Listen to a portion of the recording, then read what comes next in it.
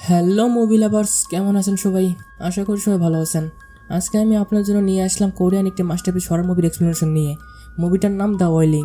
মুভিটা দেখলে আপনি সত্যিকারে ভয়কে অনুভব করতে পারবেন। তো চলুন বেশি বকবক না করে মুভির এক্সপ্লেনেশনটা শুরু করি। মুভির শুরুতে আমরা মুভির মেইন ক্যারেক্টারকে দেখতে পাই, যার নাম জঙ্গো। সে একজন সহজ সরল পুলিশ অফিসার ছিল। হঠাৎ তার উপর অদ্ভুত একটা কেসের দায়িত্ব পড়ে, যেখানে একটা লোক তার পরিবারের সবাইকে মেরে ফেলে। জঙ্গো যখন ঘটনাস্থলে যায়, তখন সে কিলারকে সেখানে অসুস্থ অবস্থায় বসে থাকতে দেখে। কিলারের সারা শরীরে ফোসকা জাতীয় কিছু একটা রোগ দেখা যাচ্ছিল। এরপর জঙ্গো বাড়ির ভিতরে যায়, যেখানে সে লাশগুলোকে অনেক বাজেভাবে কাটার পর বাঁধা অবস্থায় দেখতে পায়। তখন একটা পুলিশ অফিসার জঙ্গোকে বলে লাশগুলো অন্য কোথাও বসে হত্যা করার পর এখানে আনা হয়েছিল। এরপর তারা মার্ডার করার জায়গা যায়। সেখানে গিয়ে তারা এটা দেখতে পায় যে সেখানে কেউ কোনো কিছু রিচুয়াল করেছিল। সেখানে তারা অনেক জিনিস খুঁজে পায়, যেইটা সাধারণত কালো জাদুর জন্য ব্যবহার করা হয়। সেখানে জঙ্গ অদ্ভুত রকমের এক ধরনের নেশাজাতীত মাশরুম দেখে, যেগুলো মানুষের মাথার খুলির মতো দেখতে লাগছিল। এরপর মুভির দৃশ্য চেঞ্জ হয়ে একটা জঙ্গল দেখানো হয়, যেখানে একটা লোক শিকার করতে এসেছিল। হঠাৎ তার পা পিছলে যায়। সে পাহাড়ের উপর থেকে নিচে গড়িয়ে পড়ে এবং একটি পাথরের সাথে ধাক্কা লেগে সে সেখানেই বেহুশ হয়ে পড়ে। যখন তার জ্ঞান ফিরে, তখন সে একটা জঙ্গলি মানুষকে তার শিকারের কাঁচা মাংস খেতে দেখতে পায়। জঙ্গলি মানুষটাও শিকারকে দেখতে পেয়ে তার কাছে আসে। তখন সেই লোকটা খুব ভয় পেয়ে যায়। সে এটাও দেখে যে তার চোখ খুব লাল। তখন সে বুঝে ফেলে এটা কোনো মানুষ নয়, এটা কোনো ডিমন বা শয়তান। আর এসব কিছু একজন পুলিশ অফিসার জঙ্গকে বলতেছিল। সে আরও বলে যে এইসব কিছু জঙ্গলে দেখ সেই জাপানি লোকটা করছে, কিন্তু জঙ্গ তার কোনো কথাই বিশ্বাস করে না। এরপরের দিন জঙ্গ একই রকমের মার্ডারের আরেকটা কেস পায়। সে যখন ঘটনাস্থলে যায়, তখন সে দেখতে পায় কিলার এবার তার পরিবারের সবাইকে মারার পর পুরো বাড়িতে আগুন লাগিয়ে দেয়।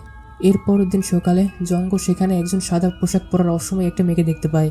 তখন সেই মেয়েটা জঙ্গকে বলতে থাকে, মরার আগে এই পরিবারের সাথে আমার দেখা হয়েছিল। তারা আমাকে বলছিল যে জাপানি লোকটা আসলে একটা ডিমন, হয়তো সেই জাপানি লোকটাই তাদের মেরেছে। এরপর সেই মেয়েটি জঙ্গকে নিয়ে পোড়াবাড়িটার মধ্যে যায়। তখন সেই মেয়েটি জঙ্গকে জিজ্ঞাসা করে, আপনি কি কখনো সেই জাপানি লোকটাকে দেখেছেন? তখন জঙ্গ বলে, হ্যাঁ, আমি অনেকবার দেখেছি। তখন সেই মেয়েটি বলে, তাহলে এখন থেকে আপনাকে অনেক সাবধানে থাকতে হবে। হতে পারে এর পরের টার্গেট আপনি এবং আপনার পরিবার। তখন জঙ্গকে কেউ একজন কল করে। সে কথা বলার জন্য বাড়ির বাইরে চলে যায়। এরপর সে যখন কথা বলা শেষ করে আবার বাড়ির মধ্যে আসে, তখন সে আর সেই মেয়েটিকে দেখতে পায় না। এরপর সে বাড়ির অন্য দিক থেকে কোনো কিছু শব্দ শুনতে পায়। যখন সে সেখানে যায়, তখন সে জাপানি লোকটাকে একটা পশুর কাঁচা মাংস খেতে দেখতে পায়। এরপর সে জাপানি লোকটাও জঙ্গকে দেখতে পায়। যখন সে জঙ্গকে মারতে যাবে, তখন জঙ্গ ঘুম থেকে লাফিয়ে ওঠে, অর্থাৎ জঙ্গ এতক্ষণ স্বপ্ন দেখতেছিল। এরপর একদিন জঙ্গ এর মেয়ে ইয়োজিন অনেক অসুস্থ হয়ে পড়ে।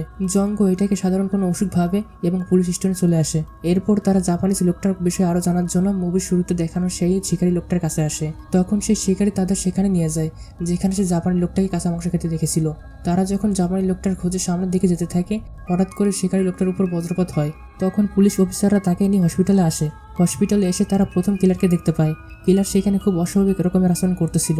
সে যন্ত্রণায় ছটফট করতে করতে সেখানেই মারা যায়। এরপর জঙ্গ আবার বাড়ি আসে। তখন সে তার মেয়ের মাঝেও সেসব আচরণ খেয়াল করে, যেটা হসপিটালের কিলারের মাঝে দেখেছিল। সে তার মেয়েকে সামলে নেয়। হয়েও জিন মারা যায় না, কিন্তু তার ব্যবহারে অদ্ভুত রকমের পরিবর্তন আসে, যেখানে সে তার অপছন্দের মাছগুলো অনেক বেশি পরিমাণে খেতে থাকে। এটা দেখে জঙ্গের মা জঙ্গকে বলে, নিশ্চয়ই হিউজিনকে কোনো খারাপ ডিমন বশ করে নিয়েছে। আমাদেরকে হিউজিনকে ভালো একটা শামানের কাছে নিয়ে যেতে হবে। শামান বলতে তাদেরকে বোঝায় যারা শরীর থেকে ডিমন বা শয়তানদের তাড়িয়ে থাকে। জঙ্গ তখন এসব কথায় বিশ্বাস না করে তার অফিসে চলে আসে। তখন এক অফিসার জঙ্গের সাথে একটা লোকের দেখা করায়, যে পৃষ্ঠপোর পাশাপাশি জাপানি ভাষাও জানতো। তারা তখন সেই লোকটাকে সাথে নিয়ে সেই জাপানি লোকটার বাড়িতে যায়। সেখানে গিয়ে একজন পুলিশ অফিসার এক রুমে অনেকগুলো ছবি দেখতে পায়। গ্রামে এখন পর্যন্ত যতগুলো মানুষ মারা গিয়েছিল, ছবিগুলো আসলে তাদের ছিল। অন্যদিকে জঙ্গ অন্য একটা রুমে যায়, যেখানে গিয়ে সে একটা রিচুয়াল রুম দেখতে পায়। সে সেখানে এমন কিছু জিনিস দেখতে পায় যেগুলো কালো জাদুর জন্য ব্যবহার করা হয়। ঠিক তখন সেখানে জাপানিজ লোকটাও চলে আসে। জাপানিজ লোকটাকে দেখে তারা অনেক বেশি ভয় পেয়ে যায় এবং সেখান থেকে তারা পালিয়ে আসে। বাড়ি যাওয়ার পথে একজন পুলিশ অফিসার জঙ্গকে বলে, এই জাপানি লোকটার পরবর্তী টার্গেট তোমার পরিবার। এবং এই বলে সে জঙ্গকে একটা জুতা দেখায়, যেইটা জঙ্গ এর মেয়ে ইউজিনের ছিল। এরপর সে বাড়ি গিয়ে তার মেয়ের কাছে জাপানিজ লোকটার সম্পর্কে জানতে চাইলে তার মেয়ে খুব রেগে যায়। রাতে যখন তার মেয়ে ঘুমিয়ে পড়ে, তখন সে তার মেয়ের শরীরেও প্রথম কিলারের মতো ক্ষত দেখতে পায়। এর পরের দিন জঙ্গ জাপানিজ ভাষা জানা সেই লোকটাকে সাথে নিয়ে সেই জাপানি লোকটার বাড়িতে যায়, কিন্তু এবার তারা সেখানে কোনো ছবি দেখতে পায় না। তখন সে সেখানে অনেক জিনিস ভাঙতে শুরু করে। জাপানিজ লোকের কুকুরটা তখন জঙ্গের উপর আক্রমণ করলে জঙ্গ সেই কুকুরটাকে মেরে ফেলে। এরপর জাপানিজ লোকটা সামনে আসলে জঙ্গ তাকে হুমকি দেয় এবং বলে যদি 3 দিনের মধ্যে সে এখান থেকে চলে না যায়, তাহলে কুকুরের মতো সেও তাকে মেরে ফেলবে। অন্যদিকে হিউজিনের অবস্থা অনেক বেশি খারাপ হয়ে পড়ে।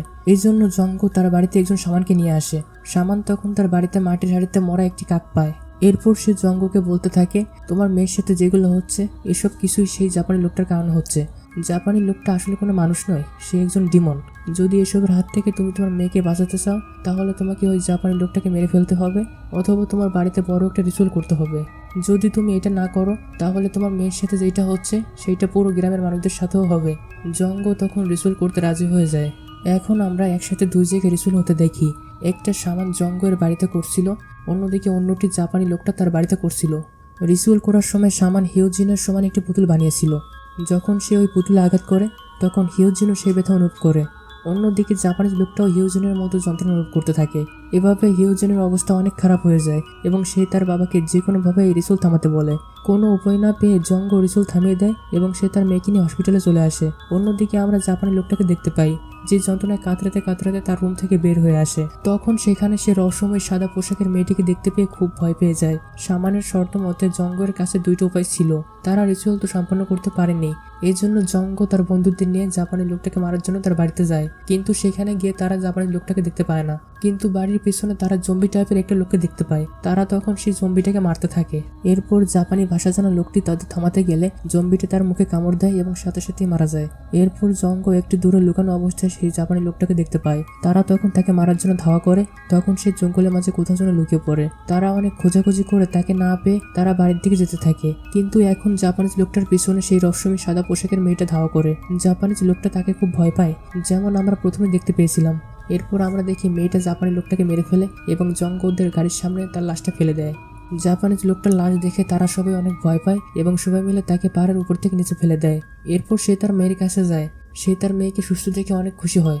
জঙ্গ ভাবে জাপানি লোকটার মৃত্যুর কারণে সবকিছু ঠিক হয়ে গেছে, কিন্তু আসলে কোনো কিছুই ঠিক হয়নি। কারণ আমরা দেখতে পাই জম্বির কামড়ে আক্রান্ত ব্যক্তিটা জাপানি লোকটাকে নিয়ে অনেক ইলিউশন দেখতে পায়। অন্যদিকে রিচুয়াল করা সামানও এরকম ইলিউশন দেখতে থাকে। অন্যদিকে আমরা জঙ্গের সাথে থাকা পুলিশ অফিসারটাকে দেখতে পাই, যেখানে সে তার পরিবারের সবাইকে মেরে সেখানে বসে থাকে, যেমনটা ঠিক আমরা মুভির শুরুতে দেখতে পেয়েছিলাম। এরপর আমরা সামানকে দেখতে পাই যে জঙ্গকে খুঁজতেছিল। সে জঙ্গকে এটা বলতে এসেছিল যে আমরা সবাই বড় এক ধরনের বিপদে পড়তে যাচ্ছি, কিন্তু তখনই তার নাক ও মুখ দিয়ে অনেক রক্ত পড়তে থাকে। এসব দেখে ভয় পেয়ে সে গ্রাম ছেড়ে পালাতে যাচ্ছিল, কিন্তু কোনো এক শক্তি তাকে গ্রাম থেকে বেরোতে দেয় না। এই জন্য সে আবার গ্রামে ফিরে আসে। গাড়ি চালাতে চালাতে সে জঙ্গকে কল দেয় এবং বলতে থাকে, তুমি জাপানিজ লোকটাকে মেরে অনেক বড় ভুল করে ফেলেছো। জাপানিজ লোকটা আসলে খারাপ লোক ছিল না।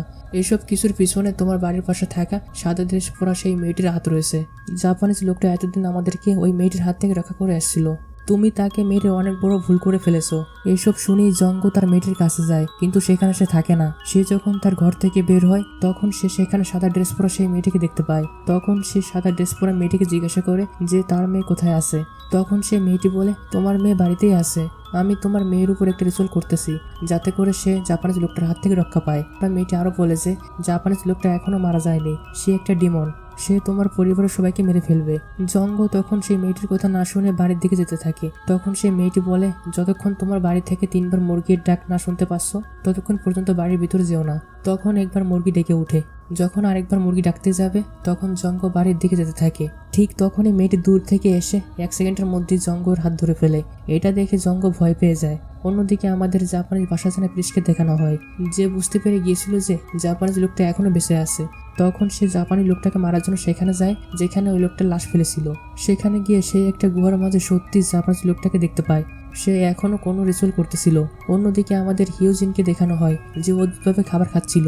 এরপর হঠাৎ করে সে অনেক শান্ত হয়ে গিয়ে তার মাকে দেখতে থাকে এবং তার একটু পরে তার পিছনে থাকা সুইটাকে দেখতে থাকে। এরপর জঙ্গকে সামান কল করে বলতে থাকে সে যেন ওই সাদা ড্রেস পরা মেয়েটিকে বিশ্বাস না করে, যেখানে সে মেয়েটি তাকে ঘরের মধ্যে যেতে মানা করেছিল। এখন আমাদের প্রিস্টকে দেখানো হয় যেখানে সে জাপানি লোকটাকে জিজ্ঞাসা করতে থাকে, কে তুমি? আমি তোমার আসল রূপ দেখতে চাই। তখন সেই জাপানিজ লোকটা তার আসল চেহারা দেখানোর পর প্রিস্টের রিয়াকশন কেমন হয় এটা দেখার জন্য তার ক্যামেরা হাতে নেয়। অন্যদিকে জঙ্গকে দেখানো হয় যেখানে সে মেয়েটির মানা করার পরও তার বাড়িতে চলে যায়, যেইটা সবচেয়ে বড় ভুল ছিল। হিউজিন তার মা এবং দাদিকে মেরে ফেলে। এসব কিছু হওয়ার পরও জঙ্গ তার মেয়েকে নিজের কাছে ডাকতেছিল। হিউজিন তখন তার বাবাকেও মেরে ফেলে। এরপর সিন চেঞ্জ হয়ে আমাদের সেই জাপানিজ লোকটাকে দেখানো হয়, যার শরীর এখন ডিমন রূপ ধারণ করেছে। আর এসব দেখে আমরা বুঝতে পারি সবকিছুর পিছনে সেই জাপানিজ লোকটারই হাত ছিল।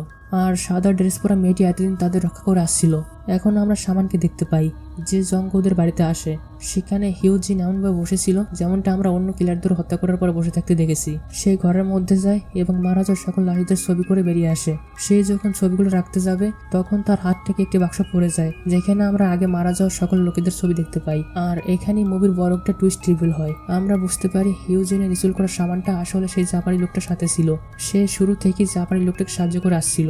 আর এভাবেই শয়তানের জয়ের মধ্যে দিয়ে মুভিটা দি এন্ড হয়। এই মুভিটা যতটা এক্সপ্লেন করতে পেরেছি, বাস্তবে মুভিটা এর থেকে অনেক বেশি ভয়ানক। যারা হরর মুভি পছন্দ করেন তারা অবশ্যই পুরো মুভিটা দেখে নেবেন। আজকে মুভির কাহিনীটি এখানেই শেষ। আবার দেখা হবে পরে কোনো এক্সপ্লেনেশনে। আর হ্যাঁ, মুভির কাহিনীটি ভালো লাগে থাকলে অবশ্যই চ্যানেলটা সাবস্ক্রাইব করে দেবেন। ততক্ষণ পর্যন্ত tata, bye bye, see you again.